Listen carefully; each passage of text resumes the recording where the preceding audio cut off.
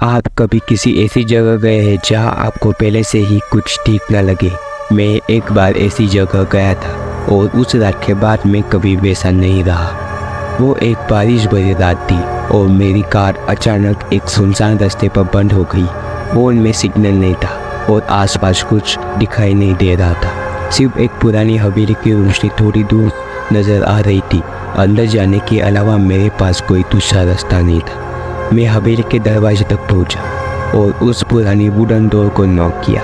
कुछ अजीब था उस दरवाजे में, जैसे वो बस खुद से ही खुल गया हो। अंदर घुसने पर एक अजीब सी खामोशी थी और हवा में एक पुरानी सीली सी स्मेल थी, जिसे ये जगह सालों से बंद हो। मुझे कोई मिला नहीं, पर तभी एक लंबा सा आदमी सामने आया। उसके चेहरे पहले थे, कपड़े पुराने और आंखों में कुछ अजीब सी छुपी हुई बात। आप यहाँ क्या कर रहे हो? उसने ठंडे ले टोन में पूछा। मैंने अपनी कार की खराबी होने का रीज़न दिया और उसने कहा, आप यहाँ रात गुजार सकते हैं, हमारे यहाँ कभी मेहमान नहीं आते। कुछ अजीब तो लगा, लेकिन मेरे पास और कोई रास्ता नहीं था, इसलिए मैंने उसकी बात मान ली। मैंने एक छोटे कमरे में शरण ली, लेकिन रात जैसे जैसे बढ़ती रही कुछ अजीब होने लगा। दीवारों के बीच से एक हल्की सी टपिंग सुनाई देने लगी, जैसे कोई अंदर से मार रहा हो। रात के बीच में मेरी नींद खुल गई। टप टप टप टप और फिर एक रोने की आवाज़। मैं कमरे से बाहर निकला और हॉल में घूमते घूमते एक कोने में एक औरत को बैठा देखा।